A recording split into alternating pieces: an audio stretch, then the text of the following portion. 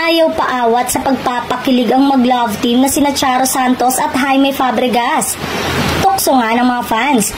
Parang gusto nilang tapatan ng Kat Den, Barda, Kim Pao sa pagpapakilig. Yes, kilig na kilig nga ang mga masusugid na tagapanood ng FPJ Batang Quiapo kina Tindeng at Don Facundo. Paano ba naman kasi ang sweet ni Don Facundo sa nakaraang episode kung saan binigyan niya ng munting regalo si Tindeng. Ang napakaliit na bagay umano na regalo ni Don Facundo ay ang pinapangarap na dress ni Tindeng. Maliban pa ron, kinamusta rin ni Don Facundo ang kalagayan ni Marites, Cherry Pie Picache na nasaksak noon ni Olga. Kaya naman nga, ang mga netizen pinapatrending muli ang hashtag Facundeng sa social media. Teka, mukhang may magaganap na eksena dahil ang asawa ni Don Facundo na si Bettina nagsiselos. Paano ba naman kasi nalaman niya ang ginawa ni Facundo para kay Tindeng?